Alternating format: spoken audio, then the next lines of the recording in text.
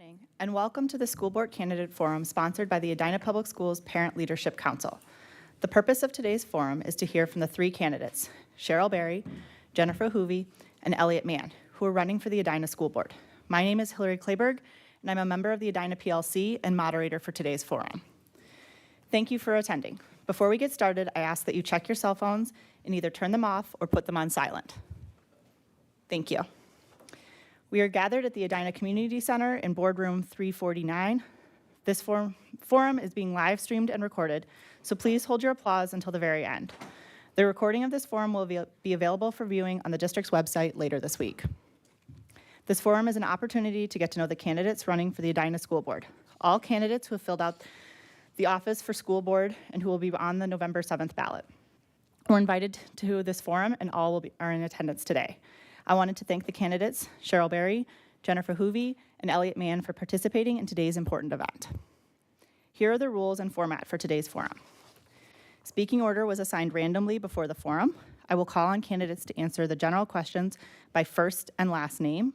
Each candidate will have 60 seconds to make an opening statement. Each candidate will have 60 seconds to make a closing statement. All candidates will answer general topic questions, and I will indicate whether the question is 60 seconds or 90 seconds in the time cap for that question.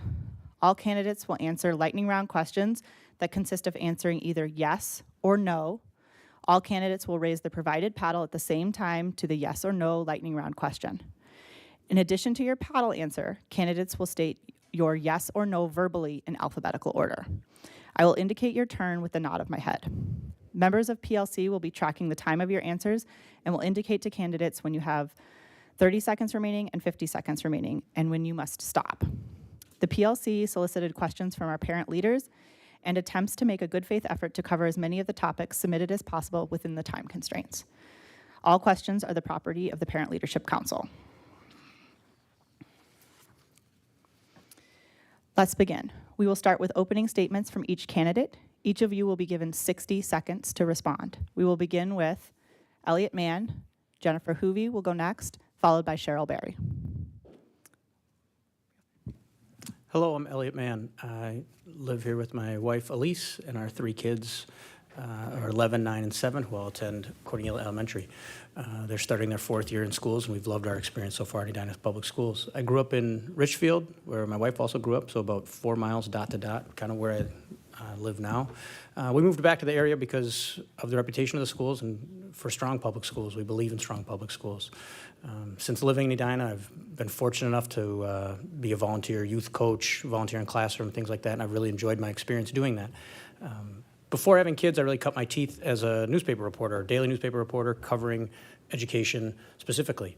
So I covered school districts much larger than Edina, like Rochester, which is the 7th largest, or districts that are in very similar size enrollment-wise to Edina, like Stillwater. I think they are 22nd or 24th, and Edina is, I want to say, 23rd in enrollment size. So I've always had an interest in local governance. I've covered school board hundreds of hours of school board meetings, from budget cuts to school boundary meetings to just informational sessions about what kids are doing in the classroom, and I really enjoy it.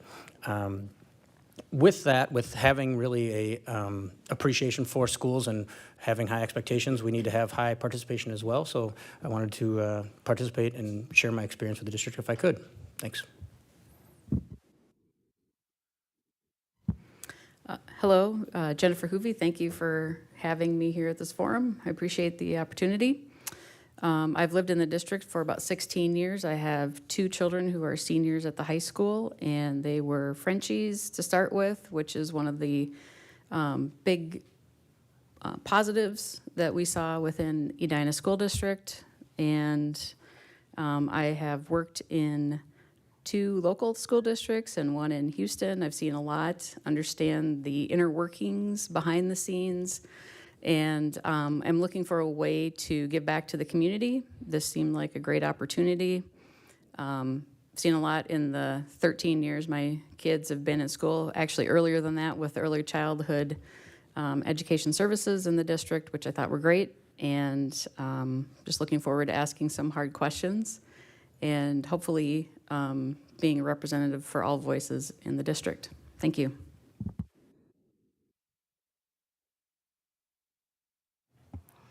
Thank you to the PLC for hosting this forum. My name is Cheryl Berry, and I'm excited to be a candidate for the Edina Public School Board. My husband, Kevin, and I have 3 kids in the school district, one at Cornelia, one at Southview, and one at the high school. So I'm personally invested in the quality of the school experience at all schools and for all ages.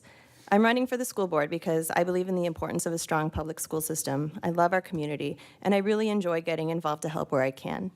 I've been highly involved in our district for a long time, and I know many of you here from PTO, PLC, LAC, and the Ed Fund. I hope that you got to know me as someone who works hard, cares deeply, and adds value to the team. Professionally, I worked as a speech-language pathologist in pediatric hospitals and clinics for about 10 years. I truly care about meeting the needs of each and every child in our district. I currently work as a flying trapeze instructor and aerial performer at a circus school, so I'm living our district's vision of discovering our possibilities and thriving. I am excited for the future of Edina Public Schools, and I'd love to serve our community on the school board. Thank you. The following is a general question. You will each have 60 seconds to respond. We will begin with Jennifer Hoovey, followed by Cheryl Berry, and finally with Elliot Mann. Your question is, what experience and abilities do you bring to the board, and specifically, what differentiates you from the other candidates? I have a lot of experience building consensus among groups that don't necessarily disagree and pulling forward decisions that maybe not everybody is aligned with, and really looking at the what's best for many, knowing that there are going to be some who are not happy. And I just truly believe that everybody has a voice, and I'm open to listen to every voice, even if I don't agree with that person. I think it's important to understand all sides of a topic when you're making a decision, especially when it's impacting students and the community. So I guess I would just say that I bring an open mind, and just that's it. Thanks. I think that the experience that I have working in our district will be an asset. I've spent a lot of time in our buildings, so when thinking about policy, I will have an idea of how that will be practically applied in our building, which I think is important. My background as a speech-language pathologist will help me to keep every child in mind and the needs of everyone when we are discussing policy, and help me to maybe ask different types of questions when issues are brought before the board. Well, I think my experience as a newspaper reporter covering school boards and working with school boards for several years gives me a good foundation, or at least a good head start running, at least maybe cuts my learning curve a little bit. Like I said before, from working with task forces to the budget cutting process and understanding how that works, understanding how school finance works, having a little bit of a background on that and how it works with as far as from the state and local situations, or from covering levy campaigns or boundary changes, and also just understanding how that reflects in the community and how those issues come up and how they are received, I guess. I also think it helps as a newspaper writer.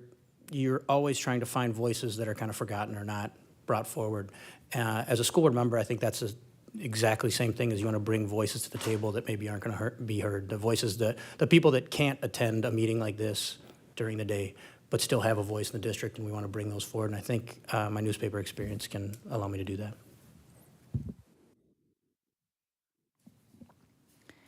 Thank you.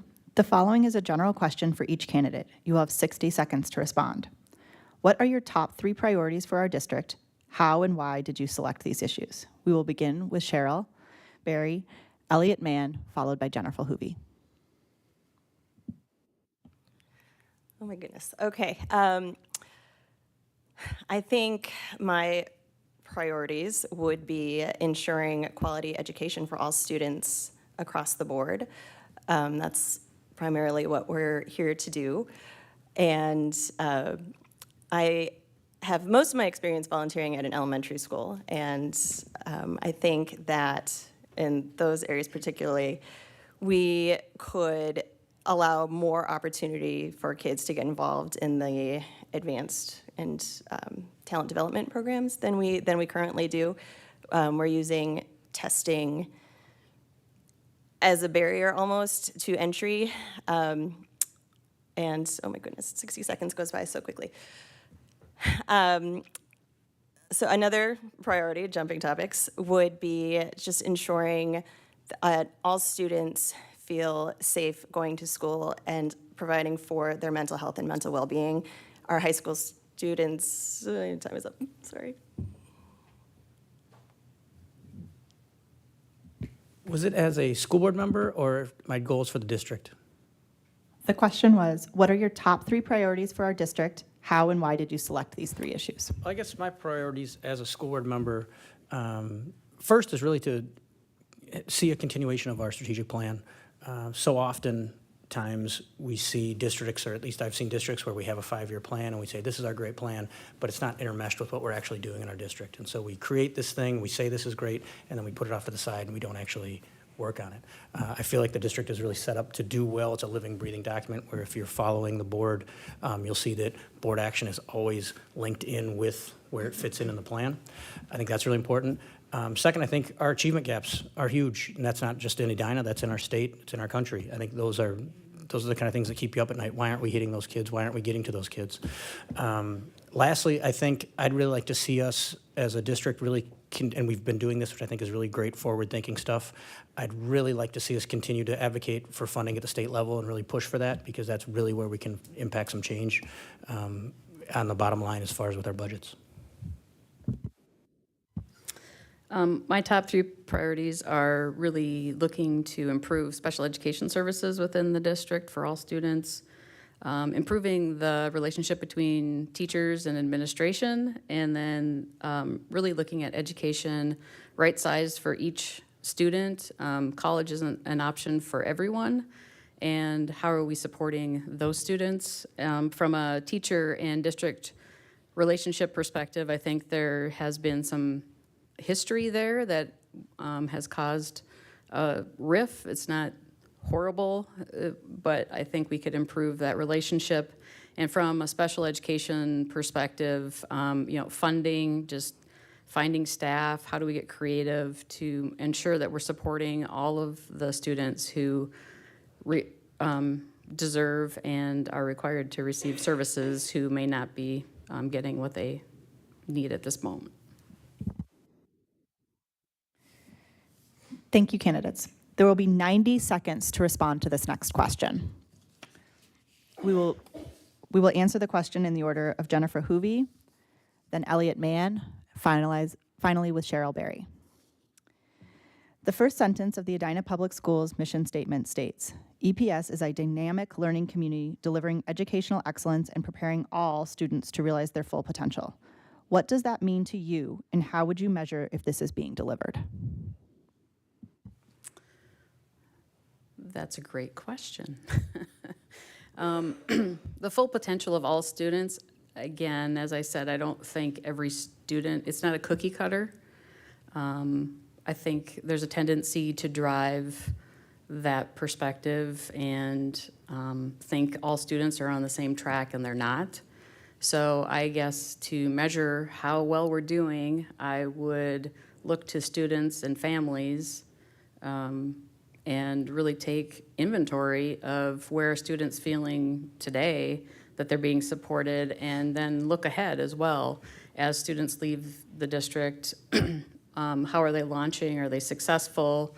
Are they going into their future prepared for what makes sense for them? I have a student who's very much college bound and a student who is not, and finding that balance for both of them has been interesting. I think, again, we just tend to make assumptions, and I think we really need to stop and listen to the students. And the teachers are listening, and we are getting the support for both of them that we need, but I think you just need to speak up and feel comfortable if you're not you seem to be maybe swimming upstream. So I think really to understand if we're doing a good job or not, we need to measure that. And I think the best way to do that is to talk to people and get the voices of everybody in that survey. Well, I think to me that really means to look at things through the lens of equity. And when I think of equity, I think of there was a kiddo I ended up doing a story on when I was in Rochester, where I was at the alternate learning center. I was talking to the principal about just different things to possibly do stories on potentially, and he was saying, oh, there's this kiddo you got to meet. He had just turned 18, he was going to get his GED, and he had been through every situation you don't want your kid to go through. He had been he'd been kind of going couch to couch, there was drug use, there was obviously truancy, it was every single thing. So went and talked to him, and now he had kind of figured it out of where he wanted to go. He needed to get his GED, wanted to go to RCTC, the Community and Technical College that was in town that was really strong. And talking to him was unpacking everything, was, okay, what happened in high school? Well, this was bad in high school because I was always late. I fell behind on this. Okay, let's go back to junior high. We went all the way back to second grade. His father was an alcoholic his mom worked during the day, his dad was supposed to take him to school, and never did. So every day going past second grade, he was falling behind, and when he went to school, it wasn't a safe environment. It was a place where he would go where he was looking at it like he was getting in trouble. I mean, I compare it to as like an adult when you join a gym and you don't know what you're doing kind of thing, but he was in second grade, and that's really difficult. And so when I look at that, I look at equity, I think of just meeting people where they are and what their needs are. His needs were going to be a lot different than mine were at second grade. Doesn't make it better, doesn't make it worse, but that's finding that. The way to measure that, I think, is through our standardized testing. Some is through our student and staff and parental surveys, and also in our enrollment retention to see if we're keeping kids or if kids are leaving. When I think of a dynamic learning environment, I think of the ability to change, to be adaptable, and to be prepared for whatever is going to come next. So I would like to ask the question, are we setting our kids up for success at whatever their next level of education is going to be? And I think you measure that, first of all, at the younger levels by talking to teachers. You talk to the kindergarten teachers. Did the Early Learning Center prepare these kids for a bigger school environment? You ask the middle school teachers, did the fifth graders get prepared for academically what they were going to be asked to do, and socially that new environment of a lot more kids in having a lot more responsibility? Same with the high school. Did we properly prepare you? And if not, how can we adapt? How can we change? In high school, I think what that means is the ability to adapt and change our curriculum, not necessarily in terms of what's being offered, but if a child decides that they have an interest in a new area, can they get off whatever path they're on and explore these new interests that they might have discovered that they have? Can we help them to be prepared for whatever career they are now thinking they might be interested in? Can we connect them to the right people? And I think we measure that by talking to our graduates and doing a survey of family and maybe even 5 years post-graduation. Thank you. We now move to the first lightning round.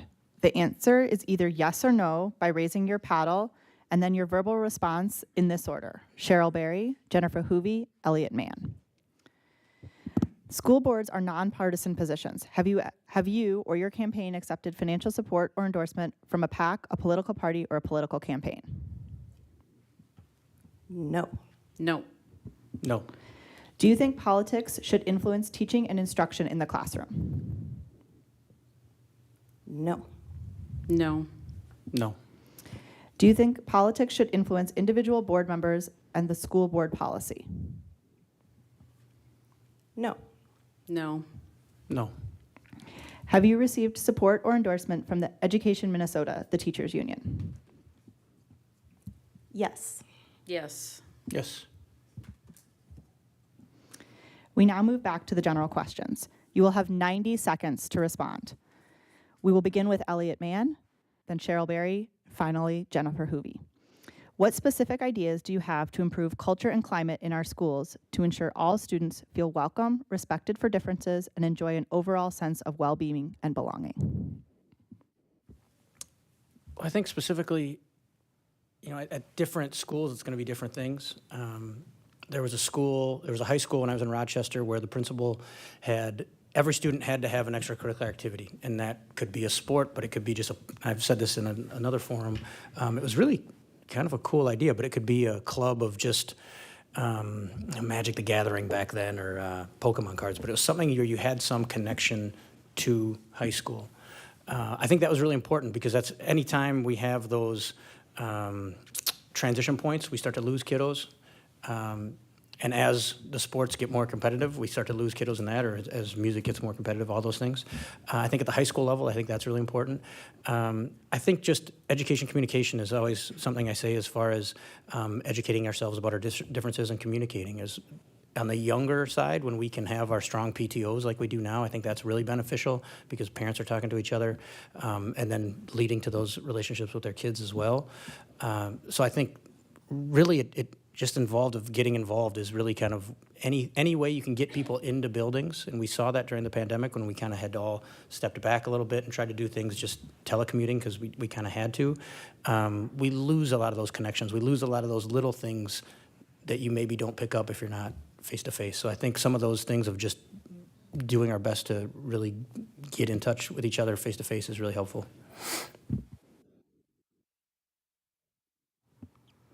I think this is a great question, and it speaks to the mental health issues that we're hearing in our schools, specifically from the students at the high school, but also from the adults that are in the building. Everybody wants to be in a building where they feel like they belong. And at the middle and high schools, for our students, their advisory families are supposed to help them with that. Middle school, they start their day with the same group of kids. It's supposed to be their family. We want them to feel especially connected to those kids and that adult in the building. I think we do need to receive some feedback from the students about what else we could be doing. I know from being on the PTO for a long time that we can plan events for our kids and we're going to think it's great, and sometimes they don't agree with us and they have other ideas. So allowing them to give us feedback on what else could we do? What are you seeking? What opportunities to connect would be helpful to you? And carrying that forward to our teachers as well. I think students will feel more like part of a family if our teachers feel like part of a family, and everyone wants to feel valued and appreciated, and seeking feedback from our teachers on what else could we be doing in that realm, I think will go a long way to making sure that everyone feels like they belong. I think it starts with the adults in the room. As Cheryl was saying, that when you have adults who are fostering a positive culture and climate, that does then flow down to the students. And every student makes a connection in a different way. So how are we making sure that those introverts are also being fed as well as the extroverts? And I think sometimes the thought of creating a family in a classroom is great for some students and may not be what others need to feel that connection and part of a community. And I think if we can find ways to make those connections within the students, the staff, across the district and with the community, I think your climate improves just naturally because you actually care about the person who's sitting next to you. They aren't just another student in the classroom. They're somebody that you have a connection with. So I think making those personal connections is very important. And how we foster that, again, I think is different for the different kids involved and staff as well. So I think we just need to keep that in mind as we're thinking about how do we build this community. It looks a little bit different for each person. Thank you, candidates. There will be 60 seconds to respond to this question. What, if any, experiences do you have with our multilingual community and families of color? How do you plan to engage these communities in your work as a board member? We will begin with Cheryl Berry, followed by Elliott Mann, and finally Jennifer Hoovey. Well, at Cornelia, we have the most diverse student population, I believe, in the district, and it's really cool. We are getting better at engaging families with different backgrounds. We've tried some things, and what we've had the most success with is building relationships, starting with 1 or 2 families at a time. Last year, the PTO started the Multicultural Advisory Council and built connections with families and started asking those questions, why aren't we getting more families from different backgrounds to come to our events? Because we don't know what we don't know. And we got some really good feedback. PTO, everybody looks like me. And so we're intimidating. And we got really good advice and feedback and started monthly meetings to build community. Well, just to echo a little bit of what Cheryl was saying at Cornelia, I've been really impressed. We had a cultural night where everyone came with different cultures, which was really just a fun night where the kids got to see a different side of their friends and got to really have, again, that kind of communication, education part of, oh, this is different than what I know, which was really cool. And my kids got to share their mom's culture from Brazil and things like that, where it just breaks down some of those barriers of what we don't know, which is really great. Something I think the district already does that's really great as far as offering interpreters at community events, the community conversation about school safety. A couple weeks ago, we had translators, which was such a great thing as far as lowering those barriers so people can feel involved, can feel connected. So like Cheryl said, it's not people like me where it's going, well, do I belong there? I don't see people that look like me as well. I think when we can continue to do those things and kind of remove those barriers, it's really powerful.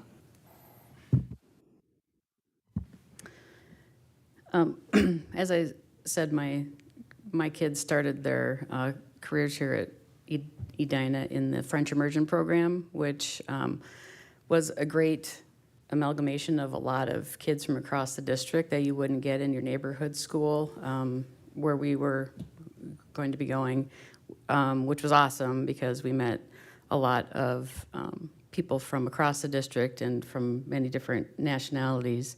I think as a board member, I would want to connect with those school and community groups who are really there supporting or made up of the multilingual and people of color. I don't know what I don't know, and I would really love to have a voice helping me and supporting me in that so that I can be a better representative of everybody. Thank you. Now for another lightning round. Candidates, please grab your paddles. Remember, these are yes or no answers, and then your verbal response. These questions are aimed at understanding what you have done to prepare potentially for being a school board member. We will answer in the order, verbal answer in the order of Cheryl Berry, Jennifer Hoovey, and then Elliott Mann. Have you visited at least one EPS elementary, middle, and high school in the past year? Yes. Yes. Yes. Have you volunteered in or for any of our schools since the start of this school year? Yes. No. Yes. This is a 3-part question. Have you connected with any teachers at the elementary level to understand their goals and challenges for the 2023-2024 school year? Yes. No. As a school board member or as just a parent? As a parent. As a parent, yes. I mean, I've talked to my kids as teachers, I would say yes. At the middle school level? Yes. No. Yes, middle school. At the high school level? Yes. Yes. No, high school. Have you spoken with at least one principal in elementary, middle, and high school in preparation for running for the school board? Yes. No. No. Have you attended at least one regular school board meeting in its entirety in the last year? Yes. Yes. Yes. Have you attended at least one school board work session in its entirety in the last year? Yes. Yes. Yeah. Have you taken time to speak with the superintendent in preparation for this role on the school board? Yes. Yes. Yes. Have you taken the time to speak with our assistant superintendent or any members of the district leadership team in preparation for this role on the school board? No. No. No. Thank you. We will now move back to general questions. You will each have 90 seconds to respond to the next question. What do you consider to be the two biggest successes for Edina Public Schools in the last year? On the flip side, what is one area of opportunity we still need to improve upon? Please be specific. We will start with Elliot Mann, then Jennifer Hoovey, and finally Cheryl Berry. I think right off the bat, the change in reading standards, not only in just the results we're seeing, but also in just the rollout of it was a really huge success in terms of our teachers really took ownership and went at that at a really impactful time. And we're already seeing some results with that. I think we're also seeing great results in our elementary schools with our standardized testing, things like that. The biggest thing, I think, is just in some of our high school math. I'm really troubled by that with our achievement gaps. I'm really worried. I guess it concerns me that we're not hitting back to where we were pre-COVID levels. I'd like to see us really get back to that. I'd like to see us really kind of try to dial in and see how we can get those kids, some of those kiddos, back on the right track.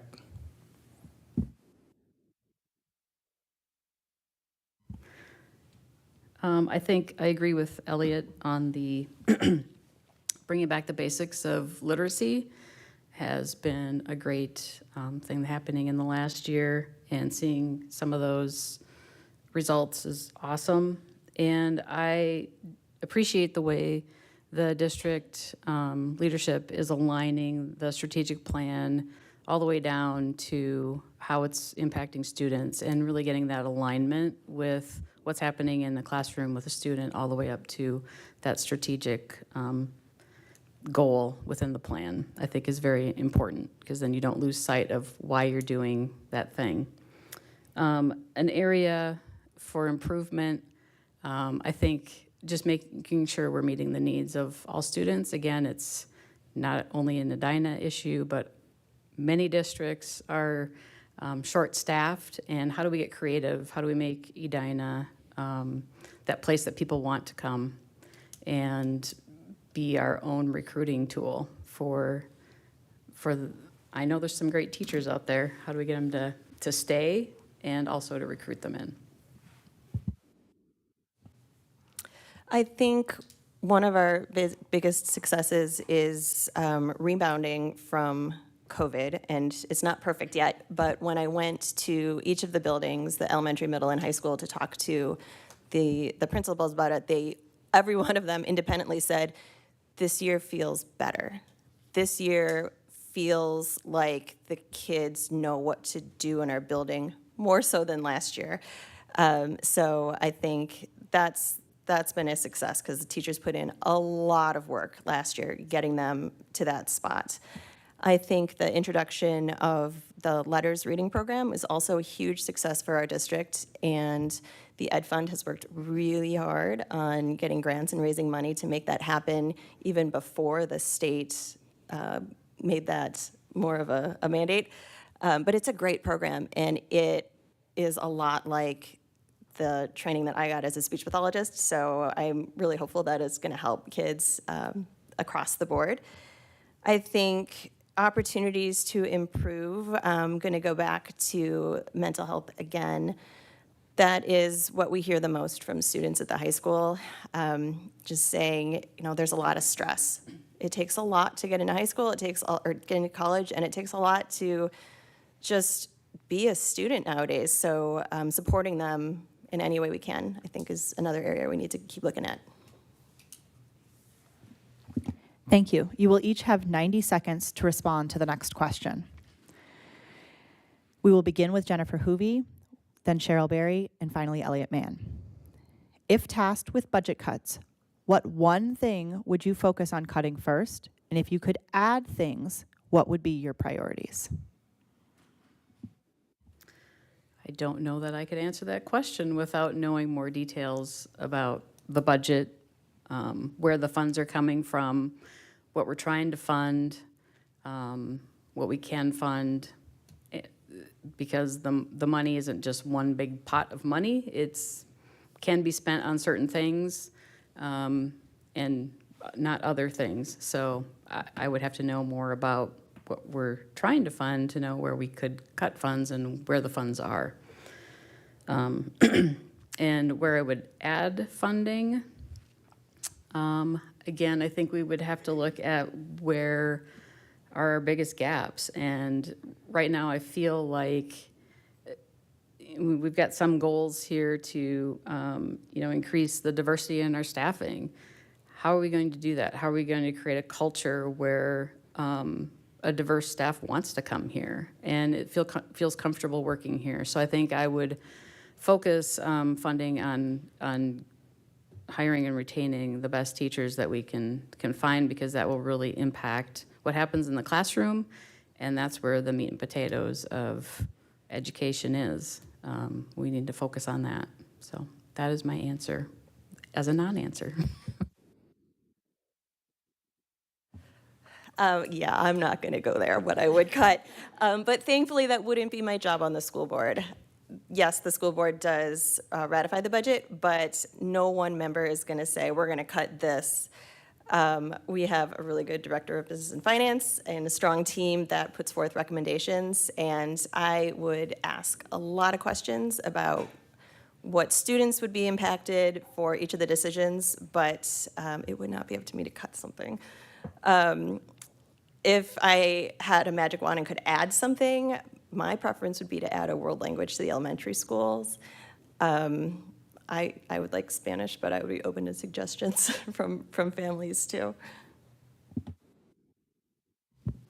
Well, if I was adding, I'll make that real simple. I would add more teachers in the buildings. On the flip side, as far as picking one thing to cut, our schools are not at a point where we have a lot of low-hanging fruit left. We're not at a point now where there's a lot of fat still left. Every cut now impacts a program greatly. I don't have experience with the district in a way that I could say, oh, I saw this was wasteful. I don't see that in classroom. I see teachers buying things on their own pockets. I don't see a wasteful school system that's waiting to cut things, because if we would have wanted to cut it already, we already would have. That said, that process starts with starting your task force, or the BRRR, I forget how many R's there are in the Edina one. But you start doing that and you start soliciting opinion, you start having those conversations, start prioritizing what you can cut, what you can't cut, and then also, like Jennifer and Cheryl have said, you're also looking at your dollar figure of what you can cut, what you can't cut. So it's kind of an impossible question to answer, I think, in terms of we're not. I don't want to be in the business of cutting things. We're going to have to at times, and I understand that we're going to have hard decisions, but I don't come to this in a situation of wanting to break things down because they're wasteful. I just don't see that in our schools as it currently pertains. Thank you. Now for the next lightning round. Candidates, please grab your paddles. Remember, these are yes or no questions. Please hold your paddle up and then answer verbally in this order: Cheryl Berry, Jennifer Hoovey, Elliott Mann. Do you know how the state funding formula works for public education? Yes. No, not exactly. Yes. Do you know the per pupil amount the state provides to our district? No. No. Yes. Do you know the total annual operating budget for EPS? Yes. No. Yes. Thank you. You will each have 60 seconds to respond to this general question. We will start with Elliott Mann, then Cheryl Berry, and finally Jennifer Hoovey. Per the strategic plan, literacy is identified as the priority for the district. Given the implementation of the comprehensive literacy plan, what next steps do you think need to be taken? I think we need to continue on with our plan. We're still working our plan. We're still training our teachers and doing teacher development. It's, I want to say, 144 hours that we had started, and we've got most of our educators in that. I think now we continue working that and continue working it in the classroom. A thing in education is it doesn't just happen once and it's over. we have to continue working it and continue planting those seeds and continue doing that. So I think we continue working our plan as it's composed.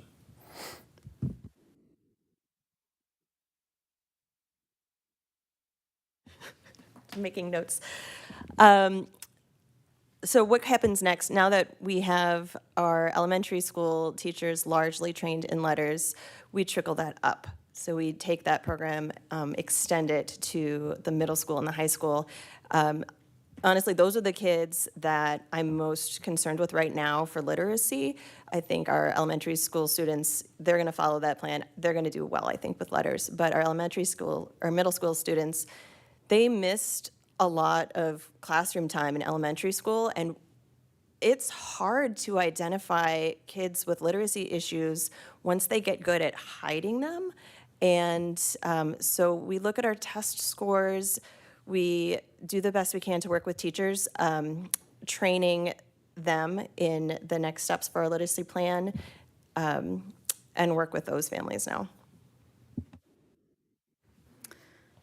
I agree with both Elliot and Cheryl that we need to stay the course, and there is a plan in place. I do think we need to check in on that plan, make sure we're on the right course as teachers are brought into the district, making sure that they are brought up to speed appropriately and understand what is happening around literacy. And yeah, just keep staying the course and measure. Make adjustments if we need to, but we need time to complete the quote-unquote rollout. But as Elliot said, it's never ending, and we need to just make sure that we're focusing on the right things for the teachers and the students as we roll it forward. Thank you. You will each have 60 seconds to respond to this question. How should EPS support the social and emotional health of all students and staff? We'll start with Cheryl Berry, then Jennifer Hoovey, and finally Elliot Mann. Well, I think that we are fortunate to have our Fraser therapists in all of the school buildings, thanks in large part to the Education Fund for students who need support. We need to make sure that all of the students know that those services are available to them and that teachers know that those services are available to them as well. But before a student maybe is reaching out for help, we need to keep working on that climate and community belonging, help kids make connections, help them find their extracurricular. My oldest is a freshman at the high school, and I did not realize how many opportunities for clubs and activities and sports there are. It's a little overwhelming, and for some students, I worry that it might be too overwhelming. So having somebody guide them and say, you know what, I'm getting to know you, you might be a good fit for this, and helping them through that process, I think would help. I think it's important to focus on the whole student, not just the academic, but also the emotion, excuse me, the social and emotional pieces of the student and the staff around them. As I stated before, the adults in the room really do set the tone, and we need to make sure that our teachers and staff are cared for as much as our students are. I think if a teacher or a staff member isn't comfortable or knowledgeable about how to identify students who might need a little bit of extra help, how do we support that? And again, each person is different, and it might show up differently. So I think we need to make sure that we're keeping an open mind and looking at the individual. And some people don't speak up. So how are we reaching out and making sure that we're connecting with even some of those quiet people? You know, we had a forum last night that was put on by the students. It was really great, and we had a very similar question about how do we support the mental health of our students. And I've been kicking around in my head because through the Ed Fund, we have Fraser therapists in the buildings, which has been great. We've been able to use that. My family has been able to use that. But a bigger issue is we could fill the whole school buildings with therapists, but if we're not dealing with the root causes nothing's going to change. Why? We need to look at really seriously, why are our kiddos either so anxious or identifying with such problems with mental health? Are there things we can do? At a board level, often we get questions about very, classroom-type details that really aren't in our purview or don't really make sense for us. This is a great high-level discussion, I feel like, that are these societal issues? Are these state issues? Are these local? Is it our local culture that we can try to fix? I think we need to really look in and dig in at some of these root causes to understand why all of our kiddos are telling us that this is such a big issue. Thank you. You will each have 60 seconds to respond to this question. We'll start with Jennifer Hoovey, then Elliot Mann, and finally Cheryl Berry. Collaboration and getting input and feedback from teachers is important. With limited teacher contract hours, how do you plan to get teacher voice and input into board decision making? That's a great question. I'm not sure how that's happening today. And I would hate to ask teachers to put in more time outside of their work hours than they already do. It doesn't seem fair, but there's PLCs. Perhaps there's an opportunity to put together what's already happening in buildings where they're filtering things up. And if there's trust within the building, get that to the principal, and the principal can take that further up. I think there has to be opportunities in there. And I know there's work days. Can we harness some of that time to allow teachers to have a voice and come together collectively? Again, funneling things up so it's not many voices, but a very clear and concise message that's coming specifically from a building is how I'm thinking of it. Well, I think, first off, we have the teachers union, which is a great resource in terms of they are supposed to represent the needs and wants of teachers. Working alongside with the union, I think, is helpful. Now, I say that there's going to be times when the district and the union, we're going to have kind of competing interests, and that's okay. But if we both understand we're trying to get to the same place, I think that helps if we have, good faith. Teachers are busy enough. I hesitate to want to say, we should start this committee or start this Zoom, where is it a situation where people really want to take additional time? The other thing is, I guess, when we solicit teacher voice or teacher feedback, are we actioning on? Or is it actionable? Are teachers feeling that we're just with open ears and actually using that somehow? So I guess as a board, we can look and see are we using that feedback into action? I think it would help, because if we're just soliciting input, it doesn't really go anywhere. When I met with the staff at the high school, we talked about this a little bit, and what feedback I got from them was they really appreciate it and like it when school board members show up to events that they're already at, show up to the school building and see how much work they're already doing. And I think the more we show up for them, the more they will trust us to give us feedback on things. I have spent a lot of time at Cornelia, and so I know a lot of staff over there really well, and I'm over there volunteering every Tuesday and Friday, and I get a lot of, hey, Cheryl, let me ask you this. Hey, Cheryl, how about this? Like, great. And I feel like I have a really good trust established in that building, and this is where I think it's helpful, actually, to have kids scattered in several different buildings, even though I get a ton of emails. But the more we show up and are known to the teachers, the more they're going to feel comfortable just not having to go out of their way, but we're there. Give us feedback. Thank you. Now for the last lightning round. Candidates, grab your paddles. Remember, these are yes or no questions. Should teachers and principals have input into deciding what courses are offered in their buildings? Yes. Yes. Yes. Should it be required that the district teaching and learning department be involved when the board is crafting or modifying policy regarding new course offerings? Yes. Yes. Yes.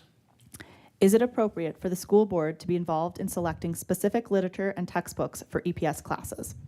No. No. No. Do you think our current course offerings provide enough rigor for our students? Yes. Yes.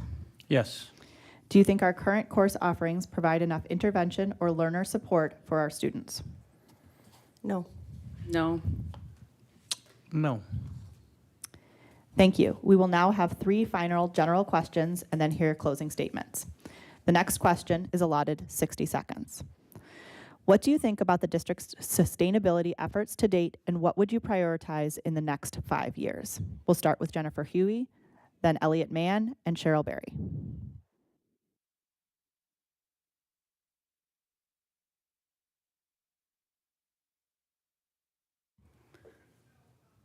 Sustainability from an environmental perspective? Yes. Okay. I think the district is doing what it can from a budget and other perspectives. And I think it's a hard nut to crack because there's not a perfect answer for every situation. We have aging buildings, and I appreciate that we're not just trying to tear things down, but we're using what we have from a resource perspective. And, I think always more can be done. I believe that the efforts to date fit in line with what I would expect from a public entity with limited funds that have a lot of pressure on them. I think the next 5 years, as we renovate our schools, as we make changes when we can incorporate things like solar panels, things like that, I think that's great. We have some of our buildings already with solar panels. It's great to have that. They're kind of forever buildings, so it can make sense. I think having a look or a lens on including that in new construction, I think is also pretty beneficial. And then when we can do things like reducing our plastic use in the building, things like those, when doable, it's hard when you have kids. I think that's just kind of common sense stuff when we can do those kind of things. If we can increase more composting opportunities, things like that, or we can have where we involve kids, and we do some of these things as well already. If we can kind of continue on with that, I think that's a good way to go. I'll be real honest, this is not my area of expertise, although I wish it was. I think there are a lot of ways for the school district to partner with the city on this issue, and we listen to the experts. We have some really engaged students across all of our buildings who are interested in environmental issues. I think we listen to them, let them lead the way as much as we can. Let our environmental leadership teams from the high school and the middle school partner with the elementary school and see if we can get movement going in that area. But otherwise, I would say we got to listen to the experts and do what we can. Thank you. This question is allotted 90 seconds. How will you build consensus and support in the community around the work of the school district? What community connections do you bring to the school board? We'll start with Elliott Mann, then Cheryl Berry, and finally Jennifer Huey. I think in the community, just from a down low level around my kids, from working as a youth coach in different sports and things like that, I end up talking to parents a lot where you end up, hey, aren't you on the board? Do you know about this? So I have some of those connections that way.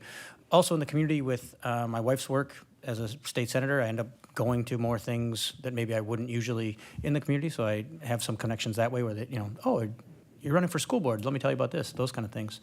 I think, though, like we've talked about before, just showing up is the most important thing. Seeing a face, making those in-person connections are really important where usually people aren't going to email a school board member. They will, but not as much as just when they'll talk and say, oh, hey, this is going on or that's going on. I think those are really some of the most important connections we can make. So I was always taught that a strong leader listens twice as much as they speak. And I would go back to my speech language pathology roots and say, we got to listen to people. Communication disorders happen when people either aren't able to express themselves or if they feel like they aren't being heard. And that's where I feel like on certain issues, some anger starts to bubble up where either you're not listening to me or you're not really hearing what I'm saying. And what I've found before, issues on the PTO come up sometimes, and as PTO president, I would feel some angry calls occasionally, and it's, let me hear what you're saying, and let me express to you that I do understand what you're saying, and if we can resolve it, great. If not, please just know that you were heard, and that goes a really long way. As both Elliot and Cheryl have stated, making connections with people is important. My boss is one for saying, if you're not getting along with somebody, have lunch with them, because that really makes a connection with that person. You understand them on a personal level. Once you have that connection, you can have better conversations. I don't think that, one time showing up to a forum or a committee meeting counts, because you can't have those really good conversations without building a relationship. You're not going to hear the real truth behind what's happening in the community, good or bad. And so I think it's really about getting out and meeting with a broad spectrum of people. And, I know there's a lot of neighborhood communities out there that are thriving because of some people in this room, and really trying to make those connections. I also have connections with people through my kids' sports, and so people I wouldn't normally connect with, I do see on a regular basis. So finding those opportunities, and again, if there's a really difficult conversation, how do we have lunch about, or a connection to have a better conversation? Thank you. This will be your final question and is allocated 60 seconds. We'll start with Cheryl Berry, then Jennifer Hoovey, and Elliot Mann. How would you sell or market the Edina School District to a family moving into our community? I would say welcome. I also chose Edina to move here, my husband and I, based on the public schools. If you are looking for a school district with strong academics, welcome. We've got that here. If you're looking for amazing sports programs, we've got 200 championships. Come on board. If you are interested in just being part of a really active and engaged community, we've got that for you as well. We have students from, I think, how many different languages are spoken by families in Edina Public Schools? A lot. So everyone has a place here, and we can help connect you to someone, and to help you make this your new home.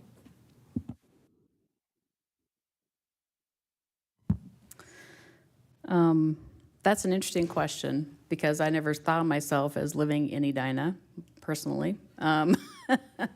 So having cracked into the community, I have found my place within the community, even though it might be a little bit different than some others. So I think, as Cheryl said, there is a place for everyone. And while it may not look that way from the outside, I think we really need to promote that and live that to really make that a reality for those who are moving into the district. I think,